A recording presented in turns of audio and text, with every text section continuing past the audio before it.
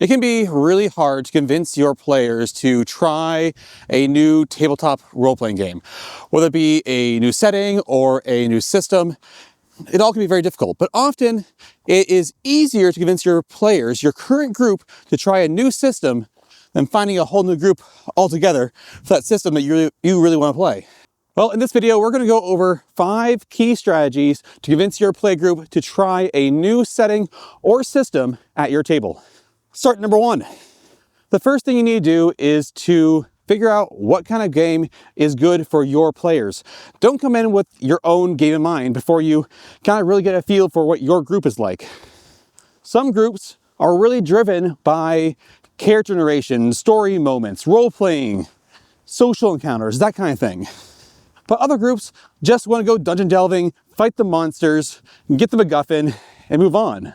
For instance, I have 2 main play groups that I play with on a regular basis. The first one, generally speaking, likes to roleplay. They like those kind of encounters. They want to do social encounters.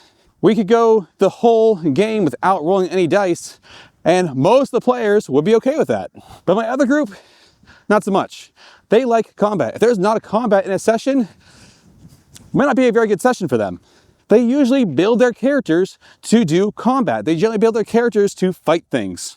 And mind you, that is in the same system. Different settings, but the same system. So the first thing you need to do is just figure out what kind of play group you have. Ask your players for input. Ask them, hey, if we were to try something else, either a different setting or a different system, what kind of thing interests you? And don't just ask, if they're more interested in narrative games or crunchy number games. Ask them what kind of settings interest them. What kind of genres are they interested in exploring? Maybe they don't just want to play fantasy. Maybe they want to play sci-fi. Or maybe they want to do something that's fantasy adjacent. I'm on top of the hill. I don't know where I'm going. Let's keep going. Oh, got a little gate here. Nope. And close it. Because you're a good person. Be good people, close the gates. So that's the first step. You want to find a game that's going to match the playstyle of your players. That being said, feel free to push them just a little bit. You want to get them a little bit out of their comfort zone. And as you ask that input, try to prioritize fun over strictly following what kind of game they're looking for. Sometimes players don't know what they want.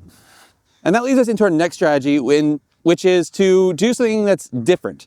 If you're coming from D&D, that means not doing heroic fantasy and trying to do some sort of other genre. Maybe again, it's not fantasy. Maybe it's cowboys in the Weird West. Maybe it's something in space. Maybe if you're fighting zombies in World War II. Who knows? Something along those lines. Find something different. Find something unique. And if your players have said that they want to play fantasy and that's the only kind of fantasy they want, well, that's okay. You can still change the genre. Maybe it's no longer fantasy adventure and heroic fantasy. Maybe it's fantasy crime scene investigation. One of my favorite series of one-shots for Savage Worlds is called the City Guard Chronicles, in which you play as members of the City Guard, looking into different crimes and investigating them, trying to figure out who did it, trying to catch the person who committed the crime, and it's a lot of fun. It's not just combat, though there tends to be at least some combat in each one, and it gives you a really good taste for the system. But it's not your typical kind of fantasy. You're not doing heroic fantasy or adventure fantasy. You're not diving into the dungeons below and trying to find the MacGuffin and move on. You have a particular task in mind, and it just plays a little bit differently. The reason that this strategy is important is because it helps break that continuity from the previous game you're playing. If you continue to play a high adventure heroic fantasy in a different setting or a different system, you're going to automatically get comparisons between the two. People are going to compare that other game, we'll say 5e for example, and then say, oh, well, 5e did it this way. And you want to kind of break that connection between the previous game you're playing and the new game. Otherwise, all you're going to get is comparisons. And going along with that, trying to help break your players' comparison between the previous game they're playing and the new game they're playing, one thing you can try to do is to really focus in on the flavor of the world, really try to expand the horizons when it comes to the lore of where you are playing at. And therefore spending less time on the actual mechanics and only bringing them into play when it matters. By putting the mechanics in the background of the game and putting the story of the world in the forefront, it really changes the perspective the players will have on the game. Now, doing a whole campaign in a new world feels like it would be difficult to convince your players, as it likely is. Start small. It's much easier for your players to digest and be prepared for a small, shorter adventure than a large campaign. It's much easier to convince them to let you do it and let them try. Tell your players, hey, I want to try a new system here or a new setting, and say, would you be interested in doing a one-shot of this? And what I mean by one-shot is not necessarily what everyone else means by one-shot. Some people, then they think one-shot, they think one time. We do meet once, and we play this once, and then that's it, never again. My definition is a little more broad, a little more loose. When I say one-shot, I mean one adventure. Maybe we do finish it in one setting, but maybe we finish it in 3 to 5 settings, depending on what the adventure is. And be sure to actually do only one adventure. Don't make it longer than it has to be. There shouldn't be multiple plot threads, multiple arcs. It should be, this is your goal, you finish it, and then you're done. You want to make sure you make it interesting enough to keep your players' attention and to make sure they have fun playing the new system or setting or game or whatever have you, but keep it short. Make it so that players can have a buy-in for a few sessions and knowing that they can return to what feels safe to them quickly. Now, obviously, your goal might be that they don't want to go back to the game they went to before. But give them the comfort knowing that they can if they feel uncomfortable with whatever you are now proposing.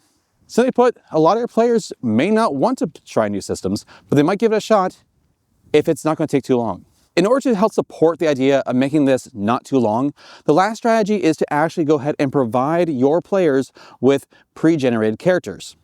Personally, one of my favorite things about any new tabletop role-playing game is the character creation process. I like making characters, and a lot of other players do too. But in doing so, you're introducing players to a whole new concept that could take a lot of time before they might really feel comfortable. Personally, I would rather my players get exposed to the game's mechanics for playing the game before they start making their own character. By exposing them to what the game is like ahead of time, they learn what things are important for character creation.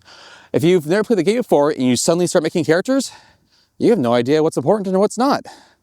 On top of that, character creation just takes time, no matter what the system is. Maybe you think your character creation process is short. It probably is compared to 3.5, but either way, it takes time. And if players can't create a character quick enough because they don't know what kind of decisions to make, giving them analysis paralysis, well, that's not a good feeling to have when playing a new game. Honestly, character creation really can be one of the most stressful parts about the game, because what if you make a character that's completely useless? So skip all of that and just give pre-generated characters for whatever adventure you're about to run. I hope these strategies help, and I hope you play a great new game with a great new system. And by the way, this is a whole new thing that I'm trying to do where I'm just trying to make more videos off the cuff while getting some walking in. Let me know if you think I should stop doing this entirely because you don't like the video's quality or whatever. But otherwise, see you at the game table. And until next time, stay savage.